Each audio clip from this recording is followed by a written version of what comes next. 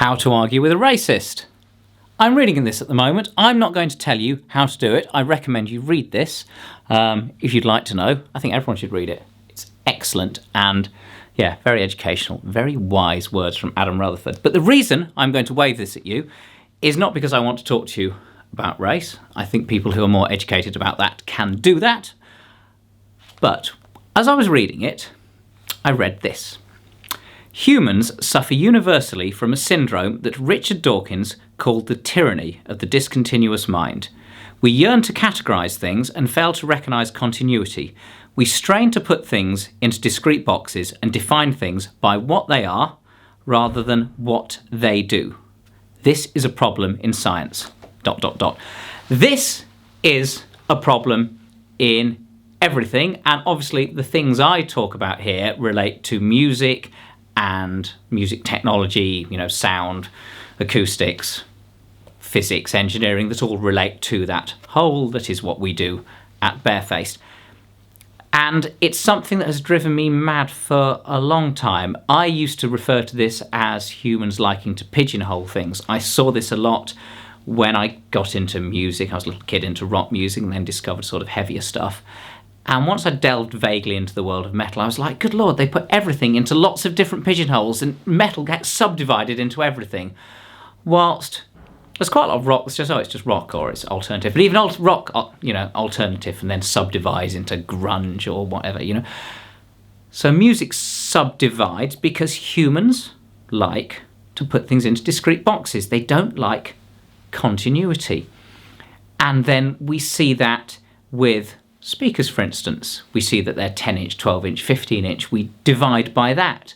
We don't see the continuity. There are step changes between them, obviously, in the sizes, but there's other variations which have continuity. And elsewhere in the book, I was reading something and realised it just got me thinking about how we take things by face value. We look at something, judge something by, don't judge a book by its cover, that phrase. But we should be like that with gear and equipment and so much stuff. And it can be really difficult because people, well, what they do, and what this book does so brilliantly, is it shows how science has been misused for centuries, literally centuries, to make racist statements and to be basically pro-Northern European whites who did, build empires, as my ancestors did and probably many of your ancestors did, and make the world a worse place in many ways. And maybe we'll unwind some of those positions and make the world a better place. But the fact of the matter is that we take science and then we misuse it. There's that dreadful thing that's happening at the moment where people go, I'm doing my own research, when the fact of the matter is you can't do your own research unless you know what you're doing. Science is complicated. There are processes for learning it. Engineering, likewise, we use science to then, deal with more real-world things and make things, and that indeed is engineering. And this phrase here, we define things by what they are rather than what they do. Now, on the face of it, there's the important stuff in that is social stuff. We define people by their colour of their skin, or whether they're female or male, and you're defining them by that rather than what they do. But if I take that down to my small niche of musical equipment, making music, I get emails all the time from people saying, I want one of these. And I will have to say, well, no, what do you want it to do? And then to find out what they want it to do, the answer to that is to find out what they're doing, what they're currently using, and then be like, okay, so that does this. What would you like it to do better? What isn't it very good at? What's it great at? What does it do? And I would say to you, treat everything like that. Every time you're about to judge something because you've put it in a category, you've put it in a box of this is this because it is this, ask yourself, am I doing this fairly? Am I doing this accurately? Or should I say, this does this? This is good because it does this well. This is not so good because it doesn't do this well. So, yeah, it's just a quick one. I just think we need to think intelligently about things. We need to second guess ourselves on this, because it's very easy to judge stuff by what it appears to be on the surface, what it appears to be on the face of it, and put it in a box rather than saying, what is the essence of this? What is the truth of it? If we get to the speakers we use in, for instance, our bass cabs, what makes them special is mostly hidden on the inside.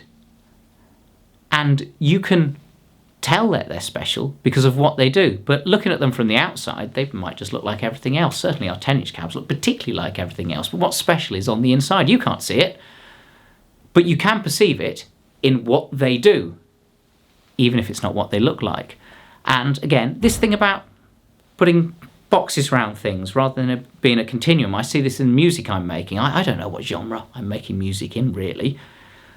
It goes all over the place because I don't want to put dividers around it. So I'll wind up there. It's Jethro Tull song I rather like, Wind Up. Worth checking out if you don't know it. Adam Rutherford, by the way.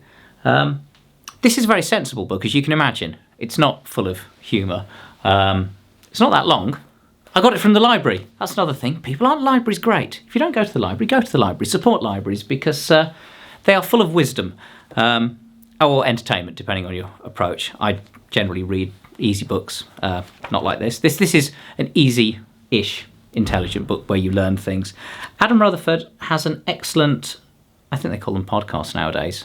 I call it a radio programme, with Hannah Fry, who are both very clever, sciencey people. Well, he's a biologist. Not saying well because biologists aren't sciencey people. He's a biologist, she's a mathematician, called The Curious Cases of Rutherford and Fry.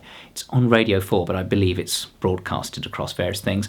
And when I've been working on this studio that this is happening from, I think some point late last autumn, so not that many months ago, I was going through... Well, when I'm doing non-thinky stuff, I like to listen to the radio, or music, but often quite a lot of radio stuff. And I like Radio 4 very much. That's on the BBC, if you don't know about the BBC, if you're from elsewhere. Surely you do. And I seem to have got through all the comedy podcasts. I mean, I'd even gone through the whole of the Dad's Army back catalogue again. Lots and lots of stuff.